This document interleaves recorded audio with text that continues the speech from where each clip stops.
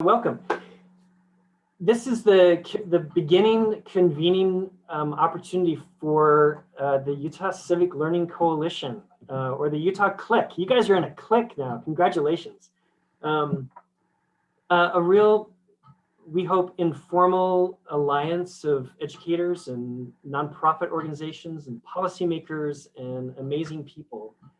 And I have to tell you that after the last few weeks we've had in this country, I was looking forward to hanging out with people who care about what's best for this country and civic education. And so I'm delighted that you're here. You can go ahead and go to the next slide, Judi. I do want to first give a real shout out to UServe Utah, which is one of the sponsors of this kind of work and does an amazing work with people, connecting people who want to volunteer and who want to serve in the community to opportunities in the community. And so UServe has really been a huge help.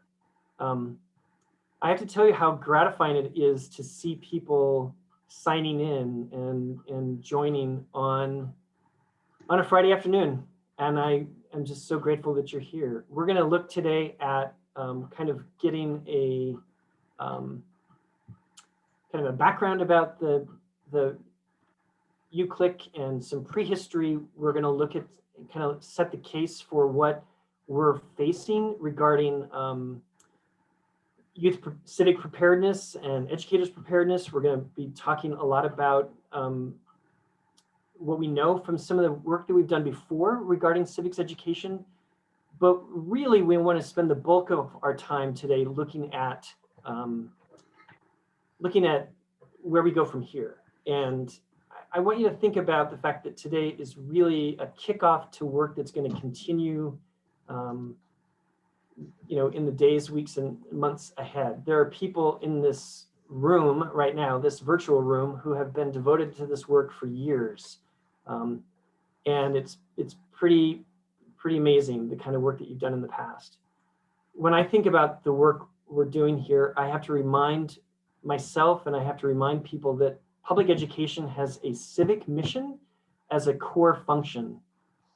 And sometimes that civic mission is lost. And sometimes we need a reminder of just what it is that public education can provide in terms of reinforcing and reinstilling that civic mission. This nation is predicated on ideas.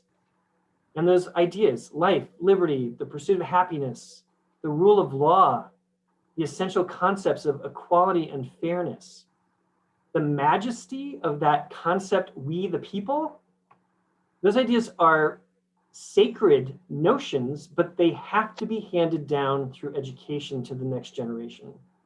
And sometimes, obviously, this process is messy, and I don't mean just at the Capitol over the last few weeks. What I mean is even a zoning meeting.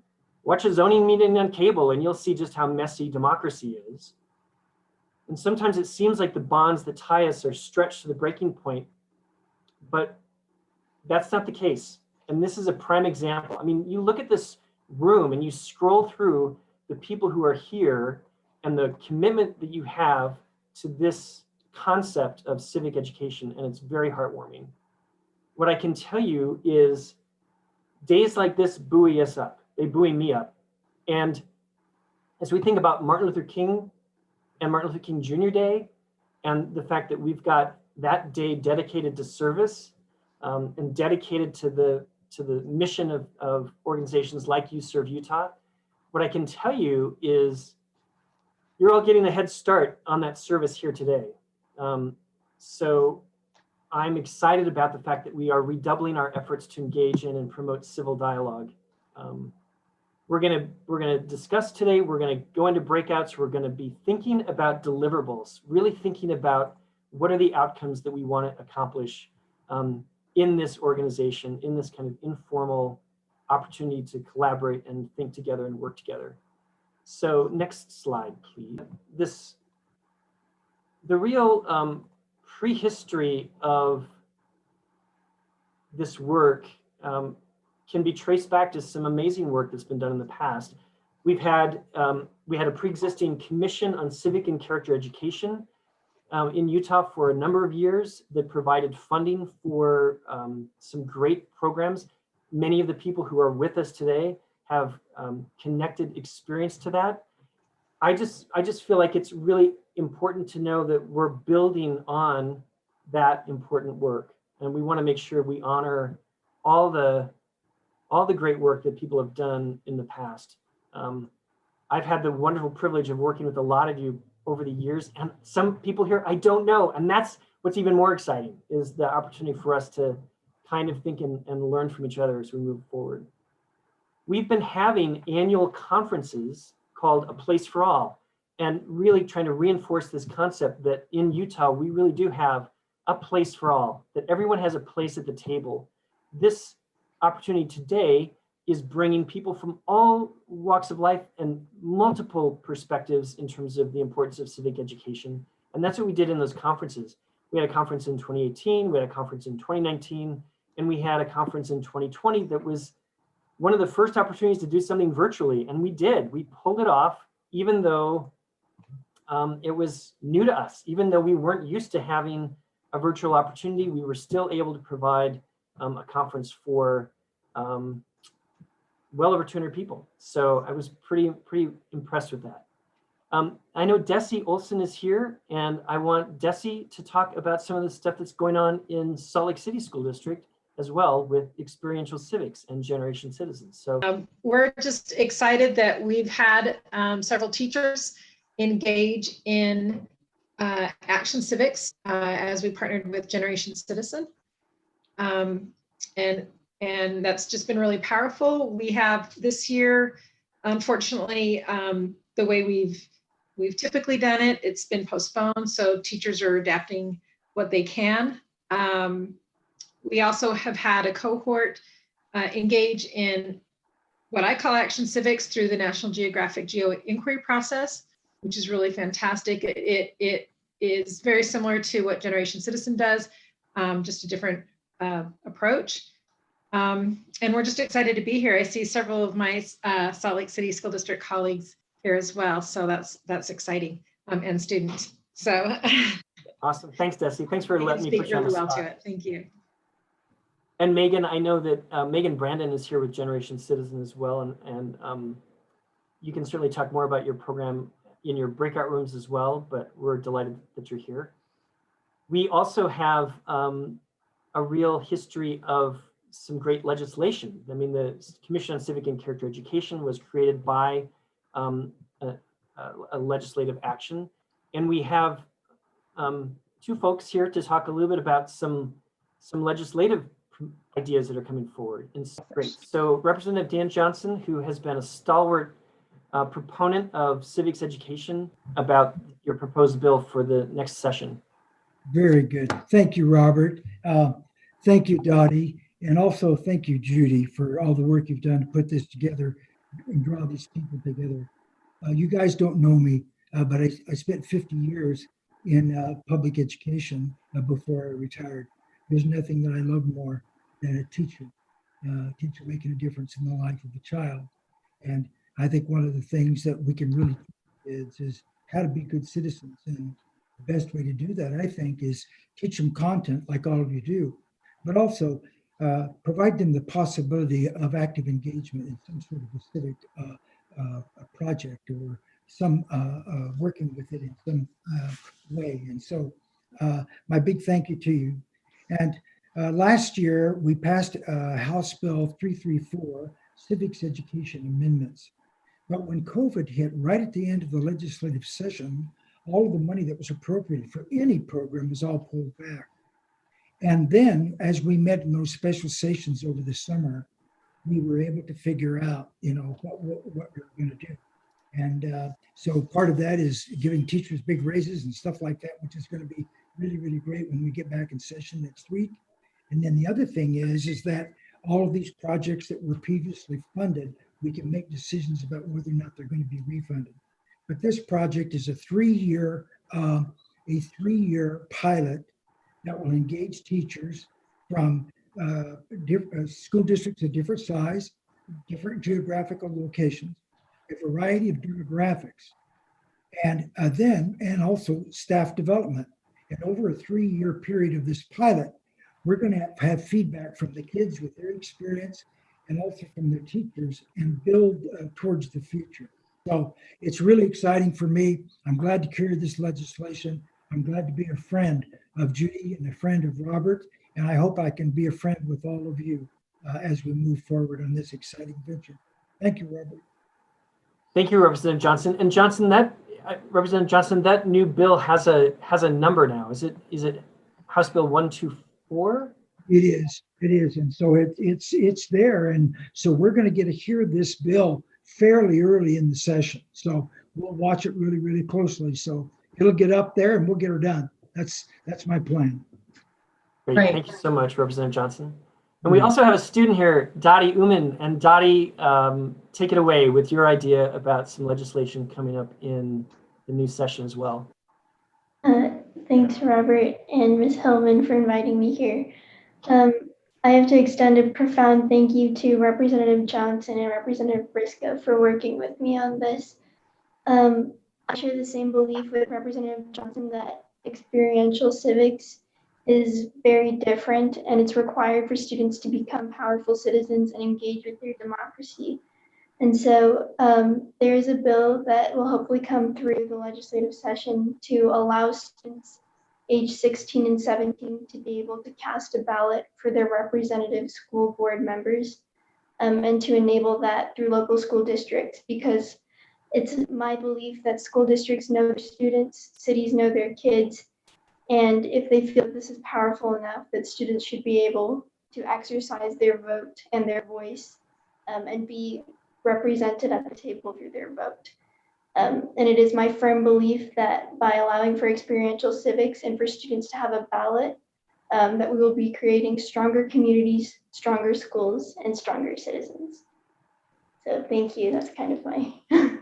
That's your elevator pitch, and I really appreciate it, Dottie. It's awesome. I have to tell you, every time I think of an argument, well, yeah, but have you thought about this? Dottie is like 2 steps ahead of me, talking to county clerks about the possibility of the logistics. I mean, it's very impressive. So thank you very much, Dottie. All right, Judi. And yeah, also, Dottie, thank you so much for providing a model, like being a model for how we want our students to come out of our efforts. So I just wanted to point out that we're not the first group of people to try to form a statewide coalition dedicated to civic teaching and learning. We have a number of states. I've just put 3 on here whose logos I found, but we can really, and we will, pay close attention to what states like Illinois, IllinoisCivics.org, and the Massachusetts Civic Learning Coalition, the Florida Joint Center. You've already heard from Steve Maciata, who leads that, I think, still out in Florida, and they do wonderful curriculum development that I think many of our educators are feeding on. There's also really impressive coalitions in Kansas and Arizona and Nebraska, and where I'm from, California. So, I mean, one of the great things about forming a statewide coalition is that we can be part of a learning network with these other states that I think will really take us a far way, but we will still do this work. We'll do it our way also, but we can get ideas and we can compare notes, and that's a really good thing to be doing. All right. Time here. Let's go on and go on to, okay. So we've talked about different things in our prehistory that we've done, and we've done a lot in Utah. And now we want to just focus a little bit on what might be missing from some of these efforts that having a coalition could help us tackle. Okay, and let's go right on to that. What's missing? We have not had enough momentum from we have wonderful conferences like Place for All and other wonderful professional development and things that you all are involved in the community that we want to connect to. But what we don't have is any kind of momentum from one event to another, so that we're really building on our efforts. And that's what we want to bring in. The statewide coalition models that I showed you earlier, they have been able to have this kind of momentum that we've been lacking. We have not really had good mechanisms and metrics to measure our results. We have lofty goals, and hopefully we'll have even more lofty goals around the promising practices and the proven practices of civics education that Robert's going to talk about. But what we really need, and even for experiential civics, for all of it, is what's the outcome we're looking for, and how are we going to measure progress on that? We don't just want to throw things in the air and hope that they stick. We want to really try to be very results driven and data driven about what we're doing. And you can see these coalitions are doing just that. We need ways to synergize a lot of the great talent and expertise that we have within classrooms, within school districts, within the nonprofit, within the community, and with other states. We need to synergize across those sectors and across those sectors, and we need mechanisms for doing that. A coalition can give us that. And finally, what we haven't had enough of is money to enhance our capacity and facilitate progress on this important work. And one of the things we'll be on the lookout for as we work together, and I know that Representative Johnson is trying to get our money back from the legislature, which understandably had to cut it because of the COVID-related economic downturn. But he's going to work on getting that money back. But there's also corporate entities that would want to invest in this, we think, or we hope, and foundations also that will be having conversations with both local and national level foundations. And I want to just give a big shout out right now to Andrew Wilkes and Megan Brandon from Generation Citizen. They have really helped us get to this moment where we really are able to pinpoint what steps we need to take to grow in this new direction. So big shout out from everybody for Andrew and Megan, who are both on this gathering right now. Okay, let's go on. We want to look at a little bit of data. As I mentioned before, we don't have enough data that's being collected on civic preparedness and what we're trying to accomplish with civics education. But what we do have is telling enough, at least for today's purposes. So let's take a look at some of that. Let's take a look at this one first. Here we can just sort of see from civic education measures how Utah compares to other states. And here you can see, can you guys kind of see me circling something? That's cool. Okay, okay, good. I was really delighted to see that we're one of the highest scoring states on our AP government and politics exam. So that's nice. We do not require, nor do we offer academic credits for community service to graduate. So that's right over here. I have it in red, because if we wanted to do that, there's about 23 states that are doing that, okay? Not shown here, and I'll show you a couple other things. Not shown here is our voter participation and volunteerism rates for 18 to 24-year-olds. So that being kind of an early indicator of how our young people are doing in terms of their civic preparedness. And I can tell you in 2018, Utah's voter rate for this age group was 33.1%. Very disappointing in my view. 17 states do better on this very important measure. We can and we should take pride in our volunteerism rate. Utah comes in at 28.1%. Only 6 states do better than us. And also you can see Utah is one of 20 states over here that requires the citizenship exam in order to graduate. So just kind of a quick impression. There's other things that we can look at. Let's go on. This is something when I used to run Votarize, I helped start Votarize. It was very exciting to learn that in Utah, we allow 16 to 17-year-olds to pre-register to vote. And Dati is essentially, and her group is essentially building on that by saying, hey, why shouldn't they also vote in school board elections, because it affects them. So that's nice that we have that law in place, but we're not doing a good job at all in implementing that. And here you can see that we allow this to happen. Only 14% of overall of our 16 to 17-year-olds are pre-registered to vote right now. And here, that's the average for the state. And here you can see, you can look up your county and you can be proud or not. But there's lots of work to do there. And I'm going to just share that with you because it's one of those things. If we wanted to prioritize that, then that's something we can definitely measure over time.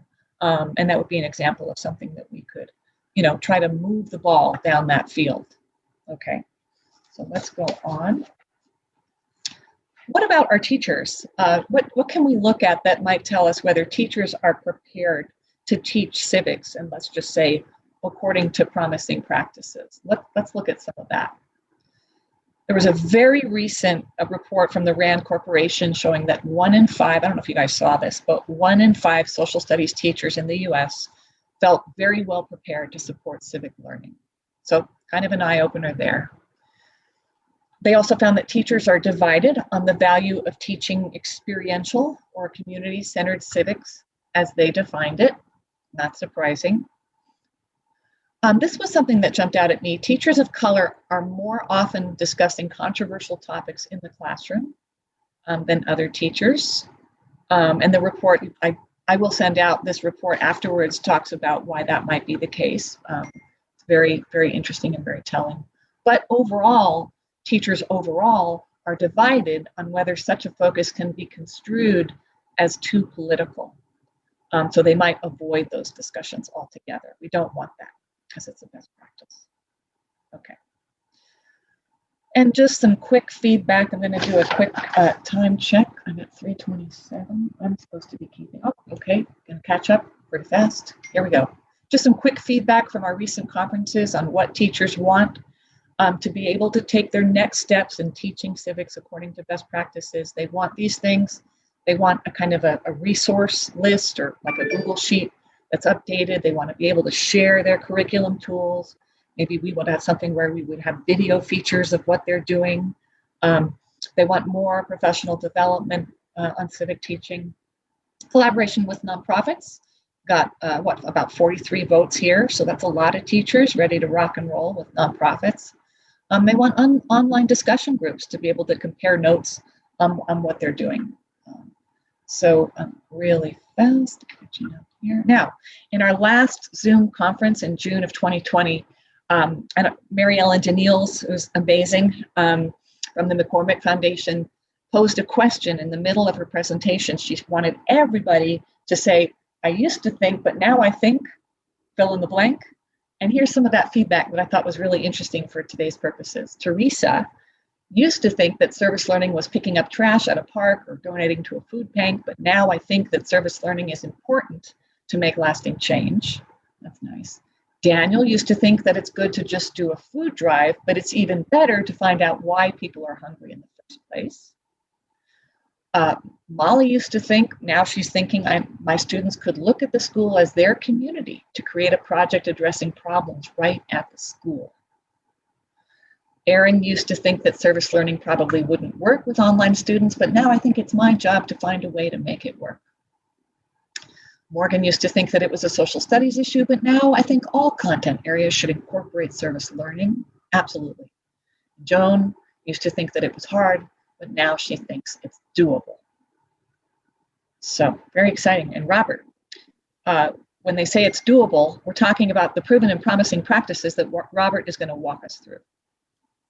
Right, and so when we think about things like community service learning, or when we think about some of the other practices that we're talking about, there's a growing body of work and evidence that says there are certain things that if we do them well, they're going to pay off.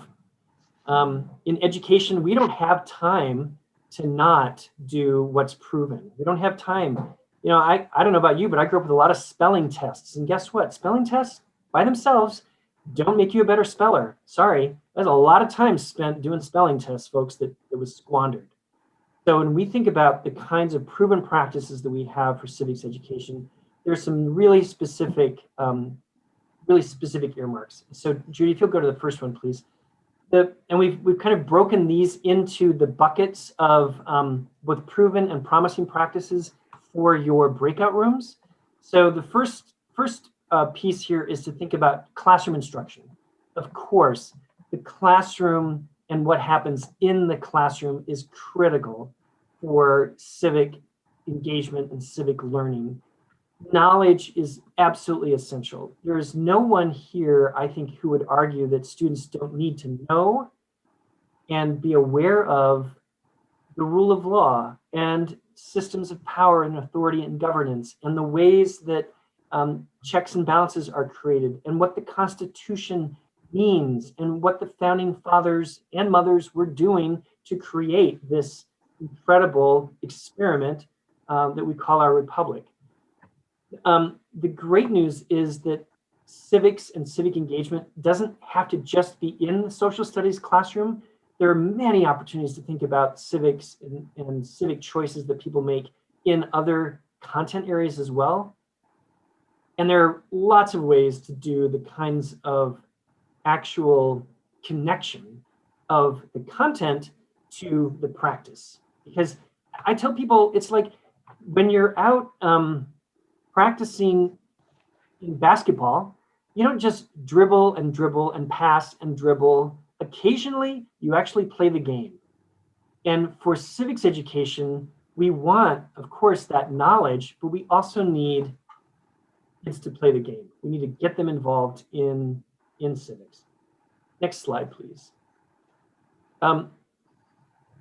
Social emotional learning and character, what a school culture is like, what and how do we incorporate and support student voice is also absolutely essential as a part of helping students see their role and their place in civic life and in their community and being able to have some skin in the game when it comes to their civic life. Next slide, please. Part of the challenge for us in this really amazing age of misinformation, I think of it as an information age, but it's also a misinformation age. And sometimes the technology that has occurred in this country and around the world has really outpaced our ability to kind of manage it and understand it and work with it and make sense of it. So we have some real challenges when everything in human history can be found on my phone and everything made up in human history can also be found on my phone. That's a real problem. And we need to figure out how do we engage students in the conversations of media and digital literacy in ways that are going to support them in their growth forward. The other big challenge is that we have, when I think about classrooms and I think about our civics classrooms, they're kind of like a daily Thanksgiving table. When you think about the Thanksgiving table that has people with whom you disagree, but you're going to come together for that meal, and you're a little worried about suddenly being out of your echo chamber and talking with people with whom you disagree.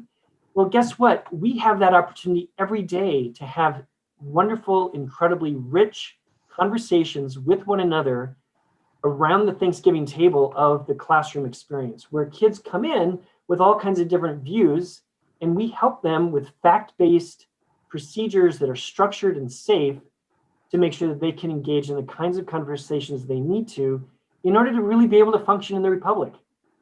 So to think that somehow controversy is somewhere else and not in the lives of our students is to really give them a disservice of what they face in their daily lives. Next slide, please. We know that simulating democratic processes, the actual simulation of what it is what does it mean to be a citizen, that those simulations can have a huge and profound impact on students actually understanding civics. So for example, we have a long history in this state of doing We the People and Project Citizen and doing mock trials and doing all the other kinds of like law-related education or model UNs where students really see the function of their practice and they can see the impact of that kind of work. We have so many opportunities to think about, for example, student government. Very often student government does not necessarily reflect the kinds of democratic processes we want to see and emulate. Are there ways that we can push forward with some better approaches when it comes to civics? And part of the piece here of experiential civics is kind of pushing for that vision of actual application of the civic processes that we can talk about theoretically all we want, but students need to see how it is that they can actually apply it. Next slide, please. So those buckets are really our way to try to encapsulate some of the proven practices and promising practices that the work in civics education across the country has really focused on. And so when you go into the breakout rooms, you're going to be kind of having an opportunity to think about how do we enlarge that conversation? What are the ways that we can build on the incredible work that people have already been doing regarding practices that are so promising for our students? The whole reason we're doing this is because we have a vision that at the end of the K-12 experience, as students leave high school and enter into the world that is handed to them, this we the people republic, that when they walk across or roll across the stage at graduation, that we know that they are ready and prepared to be active citizens in this country. And that's a moral obligation on our part. And it's very clearly articulated in a document that I am just so proud of and impressed with, called Portrait of a Graduate.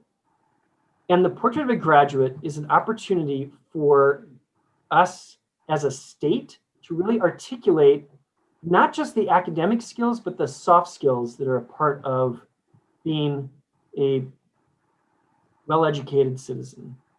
And so to talk us through the Portrait of a Graduate, we are really honored and delighted, and I'm just happy to call Sid Dickson my friend and colleague. Superintendent Sydnee Dickson, Dr. Dickson, here to talk with us about Portrait of a Graduate. So delighted to have you.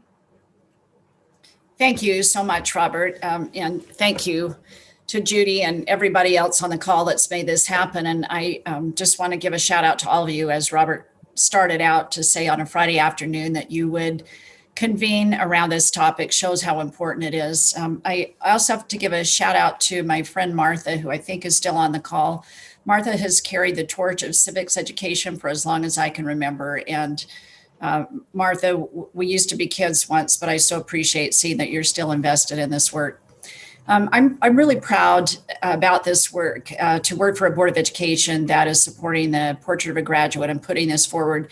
So much of my daily work up to this point this year has been about testing and vaccines and masks and, you know, a lot of things that mitigate the virus. But what we also need to mitigate is apathy around civics education. And I'm so pleased that we have a Portrait of a Graduate who can move us forward, not only with civics, but these 13 aspirational characteristics. Judi, I'm going to ask that you put the cursor right on that little forward slide. And when you hear me pause, which isn't often, but just move quickly so that we can get through these. So as Robert stated, as we look at this ideal Portrait of a Graduate, you can see the Utah Talent Map, as it's called. And to the next slide, you'll notice that MAP stands for Mastery, Autonomy, and Purpose. I was listening to Kalani Sitake, I got his name right, a football coach at BYU, talk about their success this past year. And they have also adopted this mastery, autonomy, and purpose as a football team. And I had no idea that they had done so, but I love that this is a way that we think about our way forward. It's not just about knowledge of the content, but also really having this self-confidence and motivation to think about your place in the world and how to act not only independently, but interdependently. and also finding a purpose that guides your life's decisions and influences your behavior, etc. So I'm going to dig into this just a little bit more and take you through it. So when we talk about core competencies, in our vision, our graduates will be prepared to succeed and lead in multiple subject areas. So it will give them more options in the workplace by doing so. And academics are really important, they're paramount. But in addition to that, we also see things like wellness and healthy lifestyles as an important part of being a successful human being and a successful person moving forward. As we look at the core competencies, notice that we don't just embed and think about civics in very quiet ways, but we call it out as an academic area of importance. It's combined with financial and economic literacy, but it's one of the 4 competencies that we say this is really critical to mastery. By the time our students graduate, that they will understand various governmental and economic systems. And we think by doing so and having that kind of literacy, that they'll be able to participate well in a democratic life. If you also look at the next competency that we've highlighted here, it's about digital literacy. And this is where it's nice to see the promising practices of civics education in a category by itself and next to digital literacy, because it touches so many dimensions of our life, not just civic life, but social life and professional life. And the Utah Portrait Graduate challenges all of us to recognize ways that professional person and civic life are inherently entangled. In terms of competencies, we need to stop thinking about them in silos, as we've done for so many years. If by the time you graduate, you find yourself passively consuming YouTube or TikTok or lost in an echo chamber of a particular perspective, then you're probably not digitally literate. So our students need to be ready to consume, produce, adapt, and create digital culture in ways that really add substance to online conversations and social media. We want our students to engage in ways that build understanding and empathy across partisan divides and really honor multiple perspectives. So the next thing that we can see is how we can drill down into this characteristic into various grade levels. There are ways that we could look at this all across the system, but let's just focus in on third to fifth grade right now. I can tell it's Friday afternoon and a long week, so bear with me. But as we think about this, we know that students will be able to develop societal awareness at the local, state, and national level by expanding participation in diverse civic activities. I think Dati was illustrating this by saying that here's something I think is important, and I would assume and imagine that Dati has had experiences throughout her schooling to bring her to this point. It's not something that she just learned one day, but maybe it was modeled for her at home, discussed in school in ways that she could engage in some meaningful civic activity. And that's what we want for all of our students. As we look at additional grade levels then, and we think that grades 9 through 12, we want our students to be more reflective and articulate about what they're doing civically and why. They should be able to evaluate options, make informed choices, and be ready to defend their choices. As lifelong learners, they're always open to new information. There are different options and solutions to civic problems, and that will help foster a more inclusive and respectful public sphere. So we need this now more than ever, don't we?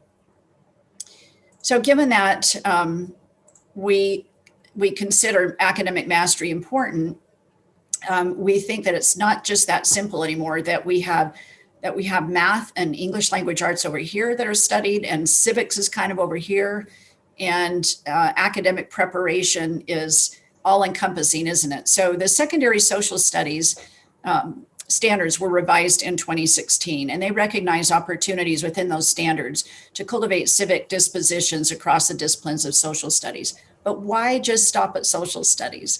So if we think about the opportunities across other content areas, let's look at 6 through 8. So in middle school, students will learn to evaluate, organize, and differentiate information to reach evidence-based conclusions or solutions. Now think about that phrase. That could happen in English language arts. It could happen in science and mathematics. So we have an opportunity to teach these characteristics of civic engagement in a multiplicity of academic areas. So with so many processes happening online, there's really no reason why we can't apply what we're learning. And you see, again, Dati is a great example of applying what she's learning in a very public way.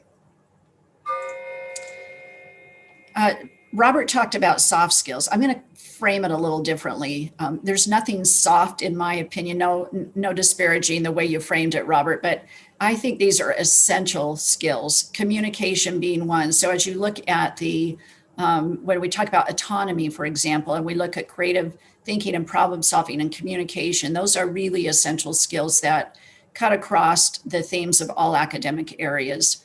And it's so important to focus on early literacy, because if students learn to read by third grade, we know that they can then read to learn in the years after, and that's very critical. We also look at grades 3 through 5 and see that because they can read to learn, students will be able to differentiate and share specific information appropriate to the environment and the audience.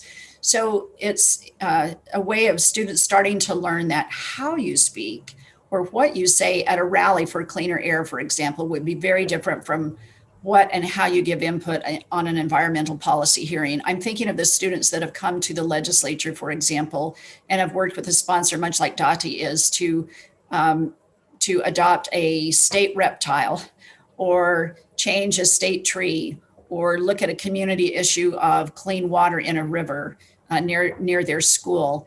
And I've watched students develop these skills with their teachers in the classroom and then bring them to the legislature and see action take place. So maybe it's in your local school or community or at a state level, but they start young learning how to engage in how to say, what to say and how to say it given the audience. And then as we move on to critical thinking and problem solving, we can think about developing milestones with direct and indirect applications to civic preparedness. For example, here in grades 3 and 4, oops, sorry, I didn't pause, Judi, if you'll advance. I didn't take a breath. In grades 3 and 4, you'll see how students will learn to consider multiple sides of an issue, seek alternative solutions, and make decisions based on new learning. For example, in the classroom, they might argue their chosen point of view on an issue, but then they would have to argue the opposing point of view, honing skills for compromise and consensus building later on.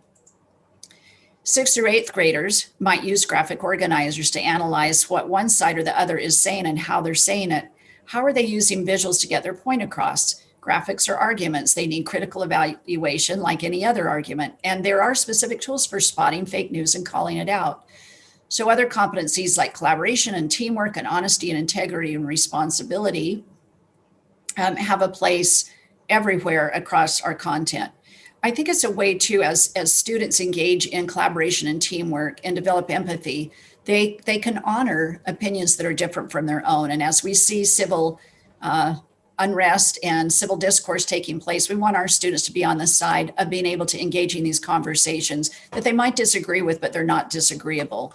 And these are some of the elements that we see in building strong civic engagement and civic dialogue through collaboration and teamwork.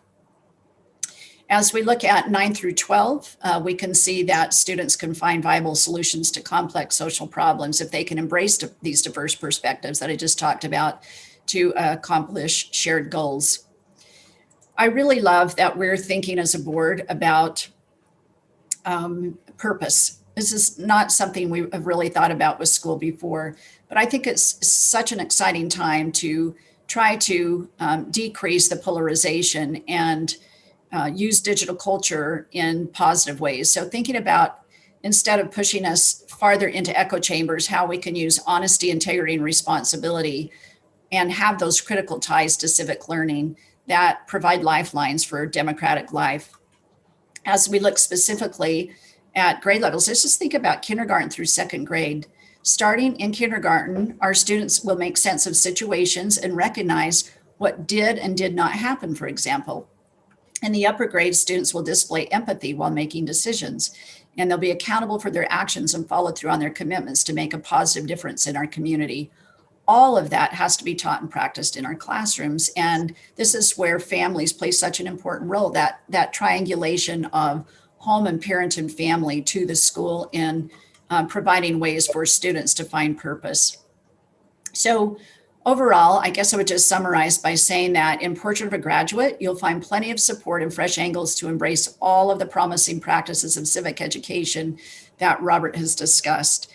Civic learning, whether it happens inside the classroom or outside with experiential experiences or service learning or in the digital world, it will go a long way to fulfilling our admittedly ambitious goals that we have for our Utah graduates. This is to say that timing for forming the Utah Civic Learning Coalition and taking Utah's approach to civic teaching to the next level at the statewide level could not be better timing. I'm here to support everyone on this call, and you, Robert, specifically, and Judi and everybody else in this critical work. I am so proud of Portrait of a Graduate. It's something that energizes me on a daily basis, and it energizes our field when I get out and hear educators talking about the Portrait of a Graduate and how it's changing the way they think about schools and engagements with civic education. It's very exciting. So thank you for your support of this work, and there's definitely more to come. Thank you, Superintendent Dickson. And, I mean, I just love the fact that there are so many obvious connections. It's not a stretch to see the obvious connections to civic life, just deeply embedded in the civic mission of schools as articulated in the Portrait of a Graduate. So we're getting ready now to go into our breakout groups where all of you get to begin shaping this and what we're doing. And we have a tool that we're using in your breakout groups called a theory of change. And I don't want you to be intimidated by this phrase.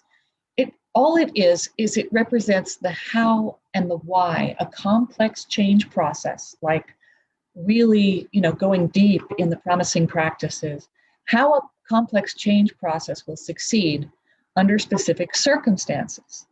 So it can be a roadmap for the outcomes that we're trying to get to, how we get to where we want to go. It can be a framework for implementation of our goals. It can be the basis for buy-in of all partners about what needs to happen, a reference for ongoing check-ins to make sure we're on track. And it can also be a basis for evaluation, how we're going to measure progress as we move along. And I want to share with you one example of a theory of change. And by the way, there's lots of different ways to work with the theory of change. This tool really came out of the foundation world, as foundations wanted more accountability from the nonprofits that they were giving their money to. And they wanted them to be more results-driven and data-driven about what they're doing. But I want to call out this theory of change from Generation Citizen. We've got two leaders from Generation Citizen here, Andrew Wilkes and Megan Brandon.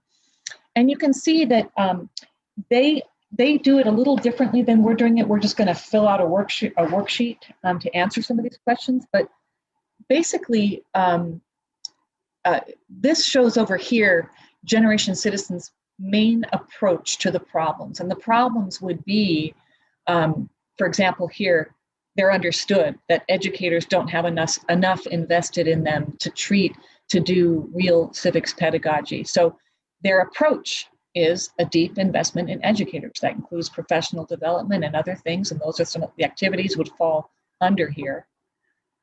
Here's another approach they have is developing youth leadership and giving them opportunities to apply their action civics experience to power the movement to transform civics education. Students are leaders even within improving civics education. And they want robust policy and advocacy campaigns to make sure that there's, for example, that there's adequate resources devoted to teaching and learning civics.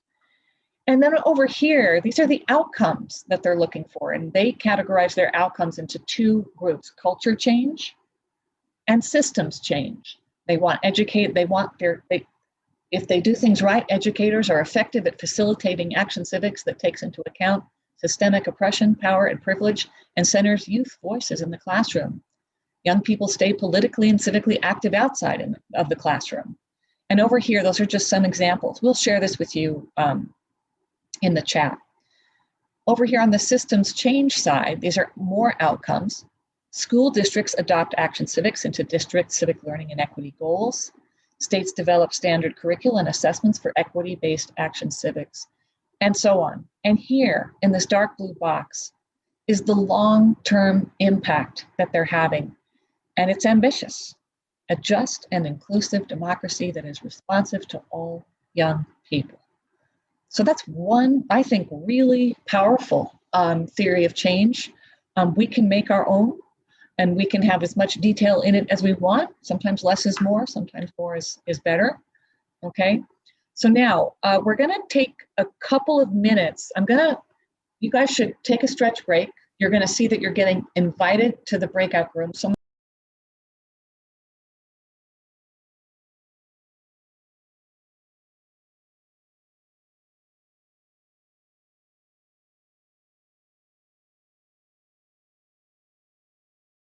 what are some things that you're noticing? It could be, I know for our school district, socially emotional learning is definitely high on the list of things that we are bringing into our district, into our classrooms, some of those practices.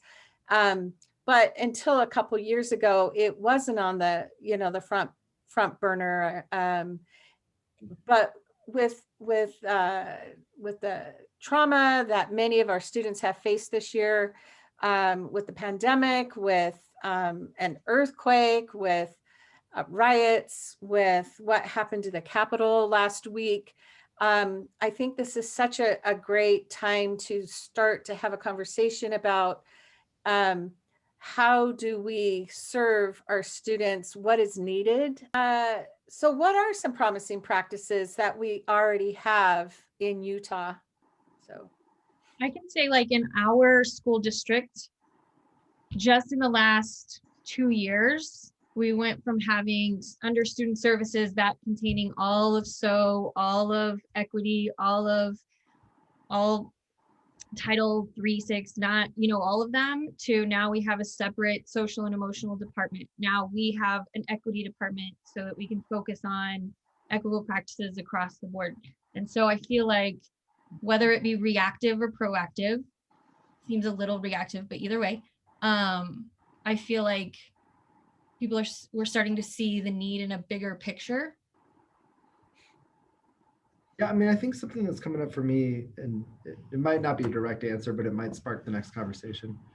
I think that as I look at social and emotional learning, I'm pleased that it's becoming more prevalent here in Utah. I moved from California, and when I moved here, no one was talking about social and emotional learning.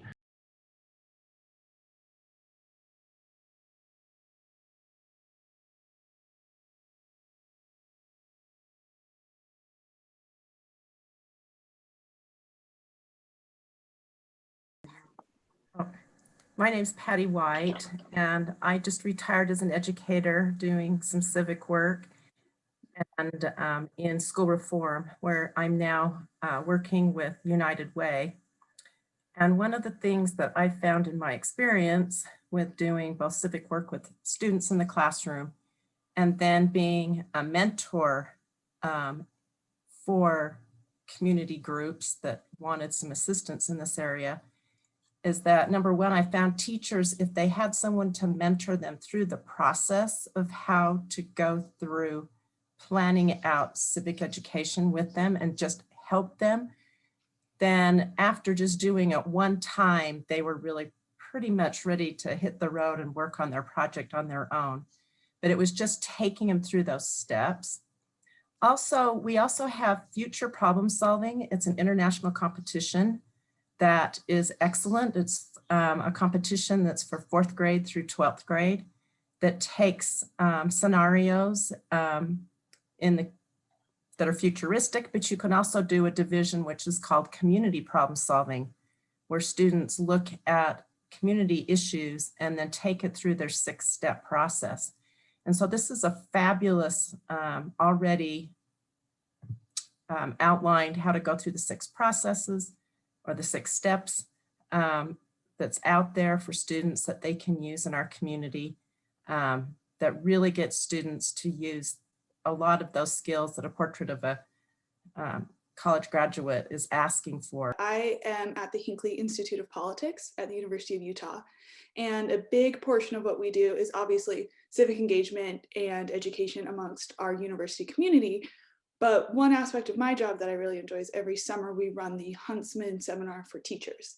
And I know a lot of folks have done that we are working more on experiential education and equipping educators with, you know, a lot of times like the tools and the experiences with going to see the courthouses, having a meeting with the governor, you know, doing all of that stuff so that they have a really firm grasp and understanding about how politics in Utah works. And then at the end of that, they create a lesson plan for whatever they're teaching. And a lot of times we have, you know, those like American history, geography teachers, stuff like that. But we've also had math and theater and, you know, everyone from K-12. And I think that we are really interested in working on this, however we can.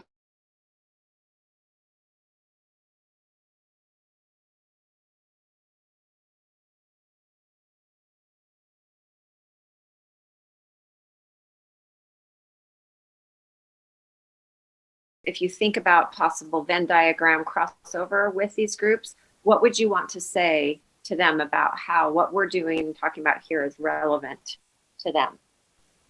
One of the problems is that teachers don't feel like their school district is going to have their back if they facilitate discussions of controversial topics. Do you guys see that as a problem? It's like a lot of you who are here are kind of Salt Lake based, except for Michelle and William. I personally have a great curriculum director for my district that it was completely supportive when I ended up writing the curriculum for it's American Institutions and Issues, but it's under the state core catalog as American Problems. And so I had a ton of support, and I've been seriously so grateful for both my principal and my district support in really tackling. I mean, we tackle some very controversial things it's in a 9th grade class. And so I've had tons of support from them. Who is your district support? Who's the person you're referencing? Pam Sua. Okay. And is Michelle Loveday now? What is she actually presented to our school this morning. She is one of the consultants within the district. Okay. She's awesome. Yeah, she's great. Yeah, I teach elementary school, obviously, in Salt Lake, and I've always had support from my administrators, my district leadership as well. Sorry, Robert, it just hit me like the one I forgot to mention. I am the 2021 Utah Teacher of the Year. Before that, I was the yeah, thanks. But I bring that up. Not as like a low-key brag, but as a way of saying, before that I was the Salt Lake City School District Teacher of the Year. And my students, some of the videos that they've made have led to some conversations about whether or not, for example, the district should share the video on our district's Twitter or on our district's Facebook, because especially like 2 years ago, my students took a very pointed position on the children and families that were locked up under the bridge in El Paso. And the district leadership had this conversation about, if we posted, then we as an organization are backing this thing up. And I totally understood that they were in a spot there, but the fact that they selected me, allowed me to be the Teacher of the Year for our district, I think is an affirmation of the fact that they do support teachers and students taking stands on civics issues. You know what I mean? And then you can extend that up to the state level as well. There is a culture that encourages kids to voice their opinions within the Salt Lake City School District, and I hope that's indicative also of our culture as a state. I'd like to think so, anyways. Take a high key brag on that, not just a low key. Right? Low key flex. Awesome. I would also just add, as far as my school, again, like I had mentioned, it's very diverse. And so we do pay attention to controversial topics are very normal in our classroom spaces. And so I think some other people or other organizations that do come into our school and like try to like set the kids up for like talking about racism or gender inequalities and all these different things, and our students just go at it. we know it's still here. And so as maybe be mentored by people that, are working through those issues right now. And I do think that's a space where we should be mindful of multiple perspectives too. Maybe they're Sutherland Institute. I know Christine Cook's on the call. She's such a great proponent of civic engagement, and just making sure that, we don't put it just in one partisan bucket, but that we think real globally about a variety of voices at the table. Then the students can really practice the true civic engagement. So I appreciate what you're saying, Brittany, but I just think it's sort of a yes and thinking broadly about all voices at the table. So let's make sure that we have Black Lives Matter, that we have Latinos in action, that we have, a variety of voices at the table. That's all I'm saying. Along those lines, we do have the state agency that's the Division of Multicultural Affairs, who kind of touches across all that spectrum. And it would probably be good to also get their perspective on engaging underrepresented populations in this work. As a teacher of social studies, for me, having time, and good PD that really helps me go deeper, like Generation Citizen did when I participated the last couple of years, makes it possible to do it.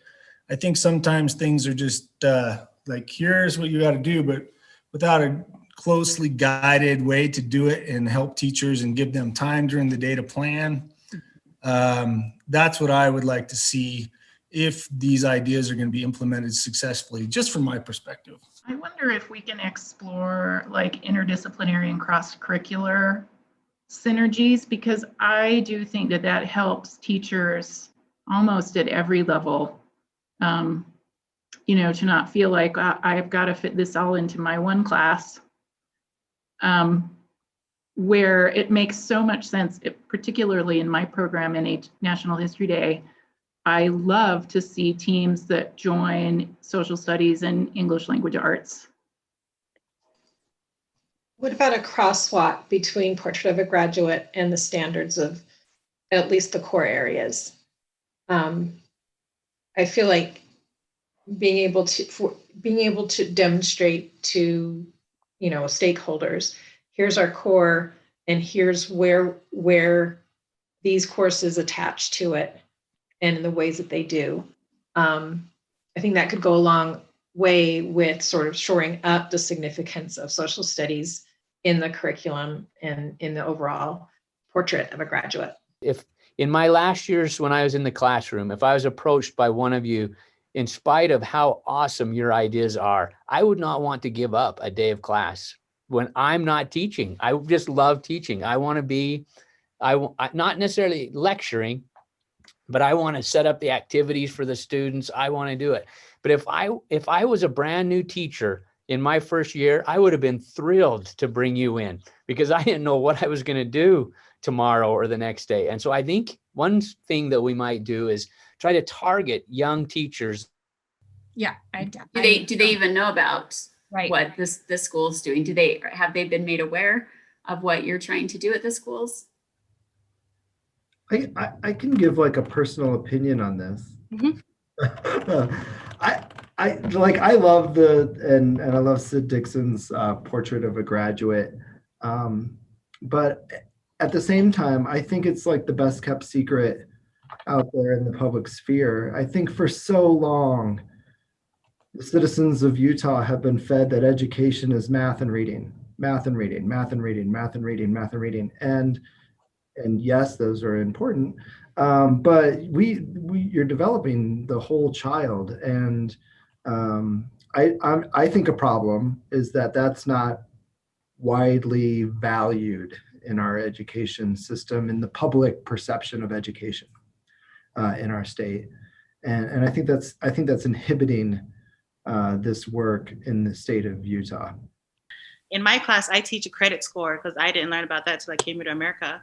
So I know that all of my Pacific Islanders know nothing and have the worst credit score ever. And so I do like a build your trust and have a credit score thing in my class. And my data wall is all like investment, saving, paycheck to paycheck, overdraft. And I was like, this is where I'm at. And so we had a conversation about that, and they go home and they started asking their parents, hey, what's your credit score? Nobody wanted to answer that. But, you know, it was a difficult conversation for them to take. And I often lead it out till about December, and then we talk about how a good credit score can help you buy so many different things and then see what's important and what's not important for Chris and their whole family. Then when I went for home visits, some of the parents are like, what are you teaching my kids? Because no one taught me that. And I was like, that's why we're trying to change that. I love talking about crucial and controversial conversations. And I think that the one thing that I would add on kind of just for the conversation, and I know that we're really strapped on time, is that building of connections and community of trust. This past week, I read this article put out by NCSS, and I'm sure many people have. It's called Teaching Controversial Issues in a Time of Polarization. And the importance of parental and community support really go a long way to influencing whether teachers feel comfortable or not.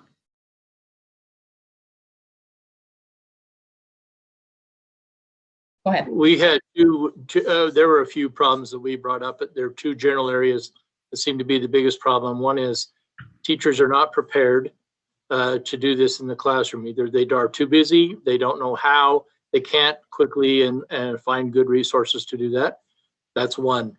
The other one is there's a culture within the schools of not having other organizations come into the school, whether the teacher doesn't want to take the time or isn't comfortable having someone from the outside come in, and principals and school communities may be in the same boat, that they're reluctant to allow these groups in. So proposals for solutions or activities that might happen in those areas were to try and build a list, to try and generate a little bit more of a track record of people being successful in schools and groups coming in and doing good things, and that we're getting around that's a good way to go. And especially with new teachers who are maybe a little more amenable to having someone give them something to teach or helping them to prepare to teach subjects that maybe they're not familiar with or that they're less comfortable with.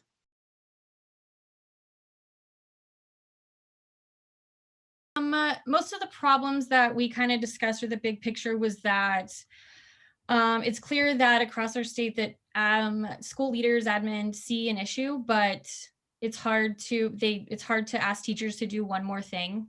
And to teachers right now, it seems like one more thing, which I get. That's totally understandable. Also that we need to include adults, that research shows that SEL starts with adults.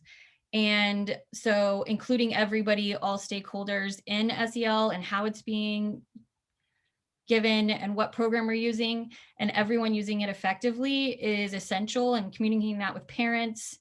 And we don't really feel like that's happening right now. It's not happening.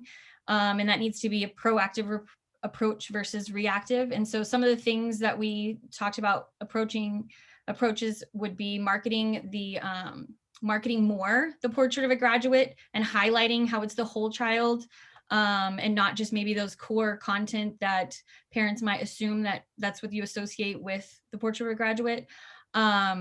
Implementing things more proactively on a wider range so everyone's on the same page and can use all of them at any age.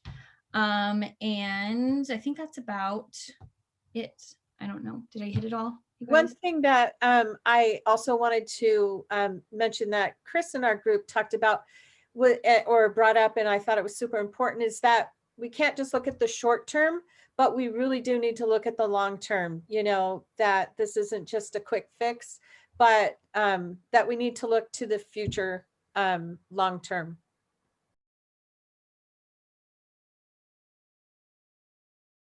We had fantastic conversations. A couple of things that stood up, and then I'll kind of focus a little bit more on the theory of change model. We talked a lot about how the words controversial conversations should show up more.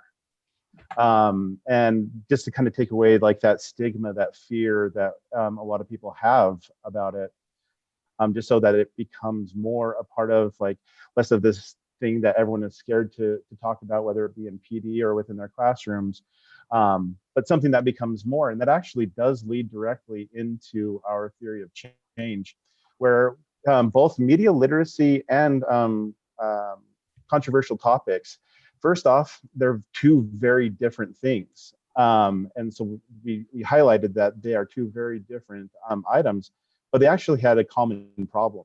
Both of them are under the radar right now, and it needs to be a more common practice found within the state. And one of our approaches that we suggested is actually just to get direct support from the State Office of Education. And it was highlighted that within the portrait of the graduate, there is no mentioning specifically of media literacy. And some of the inclusion of specific language within Utah State Office documents, within school and district documents as well.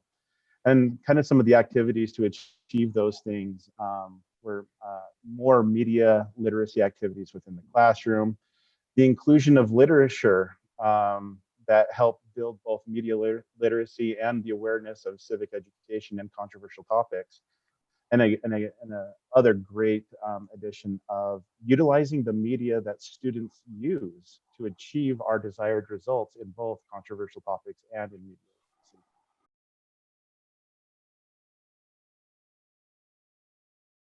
So sort of identified the need for students to understand what it means to be active and engaged citizens, and have meaningful knowledge foundations at the top of our problem. A handful of approaches that we identified: robust partnerships, and just in our kind of inventorying at the beginning, identified a whole host of current resources and additional organizations and individuals that could be a part of those partnerships. Definitely professional development was a big emphasis throughout. Really important to acknowledge ongoing training, mentorship, and follow-up, and not just one-time professional development. Thinking about, similar to what William just said about controversial conversations, and that can't be something that people can take for granted. So that takes, that needs some really intentional professional development. Thinking about where teachers have the capacity to elevate and acknowledge issues that happen without needing, permission from administration, things like that. Also very important to center student voice and student power, students' choice to identify issues that affect their local communities as opposed to issues that we might identify. Those all kind of fit into the approaches, kind of expanding on that professional development piece, acknowledging that it takes time, that it can't just be something that's added on top of everything else. We talked a lot about what I would call higher ed language would be like integrative learning and learning communities. So finding ways to connect what's happening in multiple classes around shared themes, cross-disciplinary approaches. Some really interesting conversation about developing a crosswalk as a kind of a visual to connect the portrait of a graduate to the core content standards, so that people can really see and map what that looks like in social studies. And then as far as additional stakeholders, we really think that this needs to be inclusive of all stakeholders. More nonprofits, partners, parents and community members really need to be involved. There's a great article about controversial issues and how family and community support is essential in that. More higher ed. Can you share that when you get a chance? Yeah, I'll get, I've got it written down. It was NCSS. So more higher ed representation. So we have kind of pockets. Myself, Hinckley Institute, we're both a part of that, but having actual, probably maybe even admissions folks, but being really intentional to involve all higher ed and not just Slick and the U and whoever else might be here today. Division of Multicultural Affairs seems like a good opportunity for connection. And then a host of national organizations, foundations, organizations that are working on, that are very prominently working on issues, organizations like the ACLU, Black Lives Matter, things like that, that students can see what that looks like.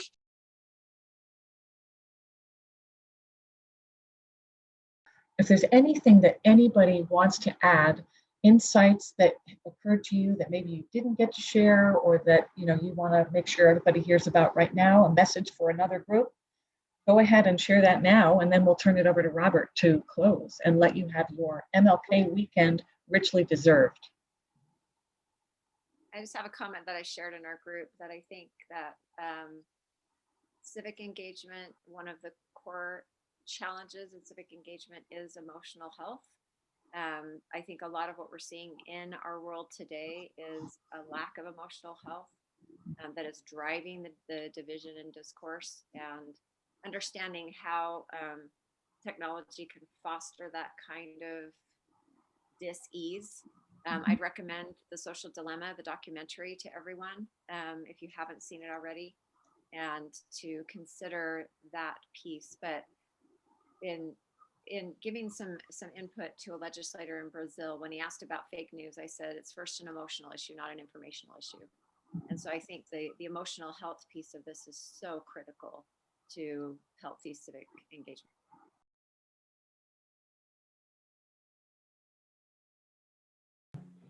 There's been a lot of talk about Portrait of a Graduate, and I want us to know that we have that document that supports this work. But we also have statute that supports this work. We have a long commitment in this state of saying civics and civic education is an essential, central component of public education. If we're to celebrate the blessings of liberty for all of our kids, then we have to understand the central role that civic education plays in our classrooms.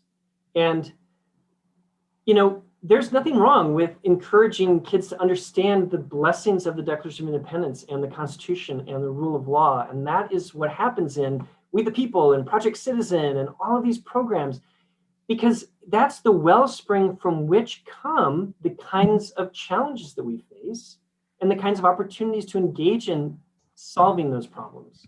We have this incredible blessing in this country of being a nation of nations. People from all over this world have come here, and the indigenous people living here. And together we've created this amazing experiment based on the rule of law, based on the blessings of liberty that were given to us from generations, given to us from our families that care about us and want what's best for all of us. And so I just want to thank you as I think about the days and weeks and months ahead for Utah kids and the days and weeks and months ahead for this republic. I just want to thank you for what you're doing here today and what you're doing in all your work by committing to what we want best for our kids. We want them to have a life that is able to celebrate the fact that they won the geographic lottery. As far as I'm concerned, they live in this amazing nation, and they should have all the opportunities and blessings afforded to them that were brought to us from others. So with that, I just want to thank you so much for your time and your attention and your commitment to this work, and we will move forward. So the plan is that we want to synergize with you. We want to we don't want to add huge amounts of work to your life, but we want to think about the kinds of ways that we can continue these conversations and the kinds of ways we can dovetail and build on and share the resources and the real love that you all have expressed today.